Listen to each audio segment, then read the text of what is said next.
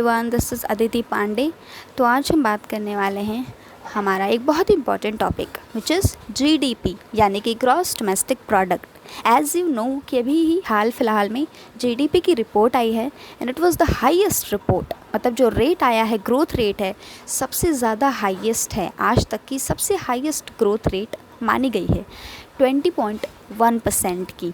आपने ये न्यूज़ तो पढ़ी होगी। तो आइए आज हम चर्चा करते हैं कि आखिर क्या है जीडीपी, कौन इसे पब्लिश करता है और इस साल की जो हाईएस्ट रिपोर्ट है वो किस किस सेक्टर में है। जैसे कि आप सभी जानते हैं कि जो जीडीपी है वो कई सारे सेक्टर्स में आती हैं, ना, जैसे कंस्ट्रक्शन हो गया, फिर पब्लिक एडमिनिस्ट्रेशन, कई सारे इसके सेक्टर्स हैं, उन्हीं के बेसिस पे इस रिपोर्ट को लाया जाता है।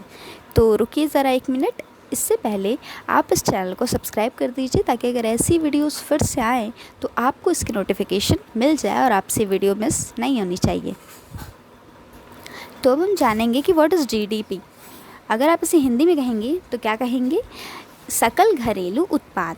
अभी क्या होता है, किसी भी एक साल के भीतर देश में उत्पादित होने वाले सभी सामानों और सेवा का कुल मूल्य सकल घरेलू उत्पाद कहलाता है। ठीक है, तो ये जानते हैं एज़ यू नो कि इस साल की जो जीडीपी है उसका ग्रोथ कितना है, 20.1% की ग्रोथ देखी गई है। ये हाईएस्ट एवर ग्रोथ है, आज तक की हाईएस्ट एवर ग्रोथ है ये। तो आज तक की जो हाईएस्ट ग्रोथ है, आइए जानते हैं कि ये पब्लिश कौन करता है। तो ये पब्लिश की जाती है एनएसओ के द्वारा। किसके द्वारा? एनएसओ के द्वारा। इसका फुल फॉर्म क्या है? National statistical office. ठीक है, जो किसके अंडर में आता है? Ministry of statistics and programme and implementations. किसके अंदर आता है? मिनिस्ट्री कौन सी है इसकी, बताइए? Ministry of statistics and programme implementation. और इसमें जो फाइनेंशियल ईयर 2022 है, इसमें बेस्ट एवर रिपोर्ट्स ये मानी जा रही हैं। अच्छा, इससे पहले क्या होता था ना, मतलब 1990s के पहले अगर हम देखें, आफ्टर 1990s, तो ये जो रिपोर्ट है ये साल भर की रिपोर्ट पब्लिश की जाती थी। लेकिन अब जैसा कि आप जानते हैं हर तिमाही की रिपोर्ट पेश की जाती है, यानी कि एवरी 3 मंथ की रिपोर्ट्स आती हैं। इसीलिए एक साल में 4 बार ये रिपोर्ट आती है। ओके, तो इस साल अप्रैल टू जून का है ये डेटा, अप्रैल टू जून, और दो महीने के बाद लेट से आता है ये, तो इसीलिए अगस्त में पब्लिश हुआ है। और आप लोगों को पता चल ही गया कि कौन पब्लिश करता है, एनएसओ इसे पब्लिश करता है।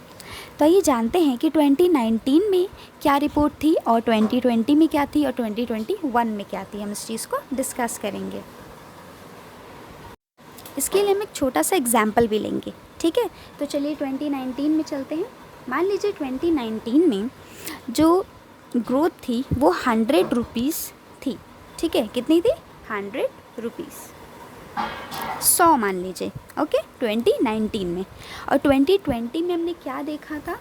हमने देखा था कि -24.4% की जो ग्रोथ थी वो लो हो गई थी, -24.4% जीडीपी थी। आप लोगों को पता है ना, काफ़ी ज़्यादा चर्चा में था ये। तो ये था, इसका मतलब चलिए हम इसे 24.4 को 25 मान लेते हैं। ठीक है, तो इसका मतलब क्या था? 75 हो गया ना। 100 में से अगर हम 25% को माइनस कर देंगे तो 75 हो जाएगा। तो 2020 में कुछ ये हाल था। ठीक है, अगर हम 100 रुपीज़ के एग्जाम्पल के तौर पे ले रहे हैं तो। और 2021 में क्या है? 20.1% इंक्रीज़ हो गया है। यानी कि ये जो 75 है ना, इसका 20% इंक्रीज़ हुआ है। और इसका 20% अगर हम जोड़ेंगे तो कितना होगा? 90 रुपीज़। यानी कि 2019 से अभी भी ये 10% कम है। ठीक है, 2019 से अगर हम देखें, 2019 में जो रिपोर्ट्स थे उसके हिसाब से अभी भी ये 10% कम है। लेकिन 2020 है, तो जो जीडीपी रेट है वो 2020 के अगर हम बेस पे देखें तो वो काफ़ी हाई है, 20% हाई है। लेकिन अगर हम 2019 के बेस पे देखते हैं तो वो 10% अभी भी कम है। समझ आया ना आप लोगों को ये कॉन्सेप्ट? और इसे हम क्या कहते हैं, जो 10% कम है फ्रॉम 2019, इसे हम कहते हैं लो बेस। ओके, इसे हम कहते हैं लो बेस। तो चलिए आगे चलते हैं। जीडीपी कैसे आता है, तो आइए जानते हैं। जीडीपी सबसे पहले हम इसमें जोड़ते हैं C plus I then G plus फिर आता है NX। तो अब आइए इनके फुल फॉर्म्स जानते हैं। C का मतलब होता है कंजम्पशन, ओके। एंड नेक्स्ट है I मतलब होता है प्राइवेट इन्वेस्टमेंट, जो भी इन्वेस्ट किया जा रहा है प्राइवेट तौर पे वो।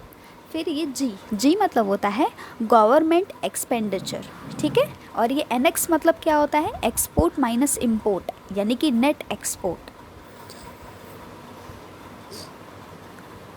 तो नेट एक्सपोर्ट हमने जान लिया। अब हम जानते हैं 2019 में कितना आंकड़ा था लगभग। तो देखिए इसमें था 35,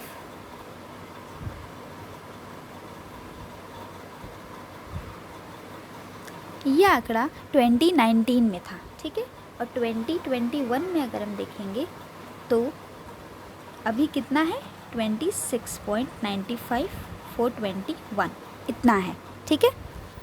सॉरी, ये 2020 का आंकड़ा है, ठीक है। ये 2020 का है और 2021 में 32 है, यानी ये 2020 से तो ज़्यादा है लेकिन 2019 से अभी भी कम है, ओके।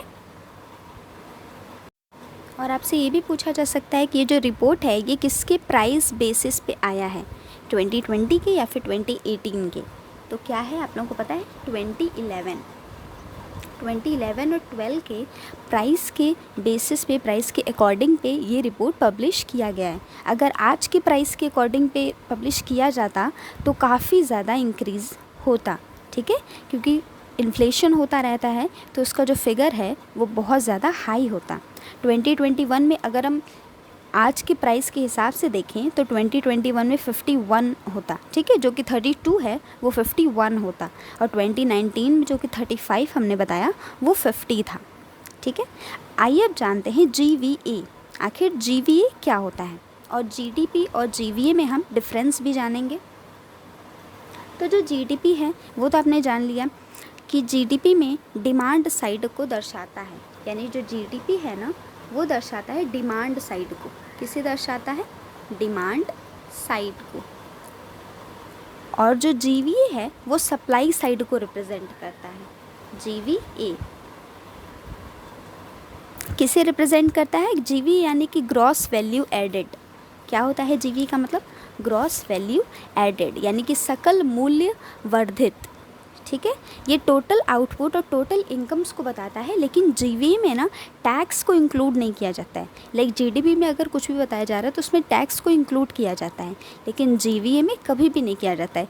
इसीलिए जो GVA होता है वो GDP से हमेशा कम होता है, क्योंकि GDP में टैक्स लगा रहे हैं। अगर कोई भी प्रोडक्ट है, अगर मान लीजिए हम उस पर 10% टैक्स ना लगाएं तो वो सस्ता होगा ना, और अगर उस पर टैक्स लगा देंगे तो वो महंगा होगा। तो इसी तरीके से GVA जो प्रोडक्ट्स होते हैं वो किसे दर्शाते हैं, सप्लाई साइड को। जब हम सप्लाई करते हैं तो उसमें टैक्स नहीं लगता है। सप्लाई टैक्स कब लगता है, जब चीज़ों को बेचना होता है, डिमांड साइड को, मार्केट में टैक्स लगता है, ठीक है। लेकिन जब सप्लाई हो रही होती है तो टैक्स नहीं लगता है। तो हमने जान लिया कि GVA और GDP में डिफरेंस क्या है। अब चलिए जानते हैं कि GVA का जो रेट है वो कितना आया है। तो GVA का अगर हम रिपोर्ट देखेंगे तो वो 18.8% है, ठीक है। तो आपने देखा नहीं, ये कम है। और GDP का कितना है, 20.1%, ये कम है। आप लोगों को पता चल गया, अभी हमने बताया था कि GVA हमेशा GDP से कम होता है, ठीक है। 2019 में अगर इसका रिपोर्ट देखें, 2020 में कितना है, 30 लाख है अप्रॉक्सीमेट, और अभी 2020 में कितना है, 32, ठीक है। तो ये आप लोगों का हो गया। चलिए आगे चलते हैं। जो GDP की डेटा है वो कुछ चीज़ों पे डिपेंड करती है, यानी कुछ चीज़ों को लेकर रिपोर्ट्स लाते हैं। जैसे मान लीजिए अगर हम लाते हैं जनगणना, ठीक है, तो कौन से बेसिस पे उस रिपोर्ट को हम पब्लिश करते हैं कि कितने लोग पढ़े लिखे हैं, ठीक है, और कितने मेल हैं, कितने फीमेल्स हैं, इन बेसिस पे ही रिपोर्ट को पब्लिश किया जाता है ना। उसी तरीके से जो GDP की डेटा है वो आती है माइनिंग पे, किस पे, माइनिंग पे, of A PWR gas, of a public administration, construction और रियल इस्टेट, ठीक है। तो पब्लिक एडमिनिस्ट्रेशन हम ले लेते हैं और कंस्ट्रक्शन ले लेते हैं और इन तीनों का रेट देख लेते हैं। तो माइनिंग में आप अगर देखेंगे तो ग्रोथ हुई है 18.6% की और 2021 में कितनी थी 17.2 की। ठीक है। और पब्लिक एडमिनिस्ट्रेशन में अगर हम देखेंगे तो -10.2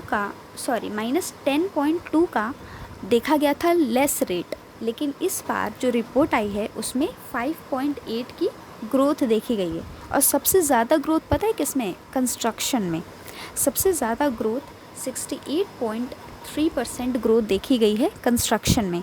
जबकि अगर पिछली वाली रिपोर्ट्स हम देखते हैं 2020 की तो वो -49.5% थी, जो कि बहुत ज़्यादा लो थी। तो उस हिसाब से और ऊपर से सेकेंड वेव था, तो जितनी भी रिकवरी कही जा सकती है कि बहुत अच्छी रिकवरी हुई है। तो क्या लगता है आप लोगों को रिकवरी कैसी है? वैसे अकॉर्डिंग टू मी तो ये बहुत ही हाई जंप है कि इतने मतलब माइनस में जाने के बाद फिर सीधा 20.1% की ग्रोथ रेट। इट वाज मतलब बहुत ही ज़्यादा अच्छी रिकवरी कह सकते हैं आप इसे। अगर सेकेंड वेव नहीं आया होता तो आई थिंक कि 30% से भी ऊपर इंक्रीज़ होता जीडीपी और इम्पैक्ट काफ़ी अच्छा होता। तो चलिए आप लोग की क्लास यहीं पे ख़त्म होती है। If you like the video तो वीडियो को लाइक कर दीजिएगा, और अगर आपको कोई क्यूरी है इस वीडियो से रिलेटेड तो आप कमेंट सेक्शन में पूछ सकते हैं। Thank you so much for watching.